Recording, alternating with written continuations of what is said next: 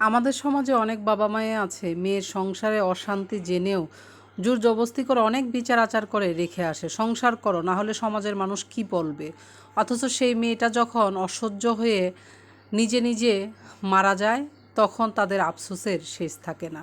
আজকের ভিডিওটা দেখলে বুঝতে পারবেন মেয়েদের জীবনটা আসলেই এরকম। আমাদের পাশের বিল্ডিংয়েই এমন একটা ঘটনা ঘটেছে গত পরশু।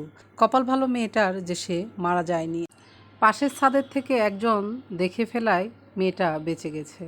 একজন মেয়ের বাবা তার মেয়েকে কি বলছে ডিভোর্সের পরে শুনেন। ডিভোর্সটা নেয়ার সময় আমাদের জিজ্ঞাসা করেছিস একবারও? তবে এখন আমার বাড়িতে আসলি কেন? নিজের 1 বছরের বাচ্চাটার কথাও ভাবলি না? ঢ্যাং ঢ্যাং করে ডিভোর্স দিয়ে বাড়িতে চলে আসলি। নিজের বাবার কথা নির্বাক হয়ে শুনে সুখ। স্বামীর অত্যাচার সহ্য করতে না পেরে অবশেষে স্বামীকে ডিভোর্স দিতে বাধ্য হয়। স্বামীর নির্যাতনও তাকে এতটা পেরা দেয়নি যতটা তার জন্মদাতা বাবার কথা দিচ্ছে। ঘরের দরজা অবধিও ঢুকতে দেয় না সুখকে। সুখ বাবার এমন কথা শুনে নির্বাক হয়ে তাকিয়ে রইল। সুখের বাবা আবারও ধমক দিয়ে বলল, এখনও দাঁড়িয়ে আছো যে? এ বাড়িতে তোমার ঠাঁই নেই। সমাজের মানুষ ছি ছি শুনতে হবে আমাদের তোমার জন্য। কখনোই না, বের হও। নিজের ঝামেলা নিজেই বুঝে নাও।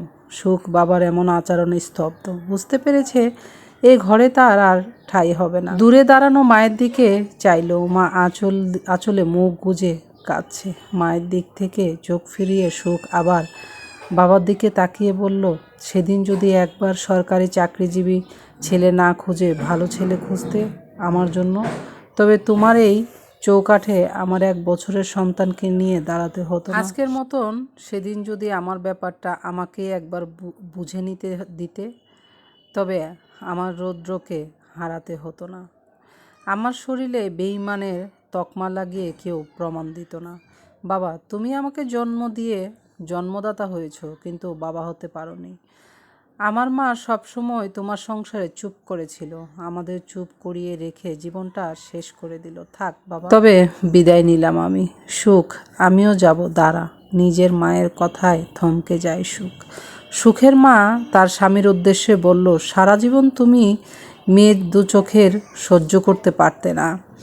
তোমার জন্য আমরা 2টা সন্তানকে গর্ভেই শেষ করতে হয়েছে। যাকে নাম রাখলাম আলো দেখালাম, তার জীবনটাও তছনছ করে দিলে, সুখ কেড়ে নিলে। আর নয়, তোমার সংসার আর করছি না। সুখ নিজের মায়ের হাতটা ধরে বেরিয়ে গেল। তাদের জানা নেই কোথায় যাবে তারা, তবে এতটুকু জানে মেয়েদের আত্মসম্মান সবার আগে।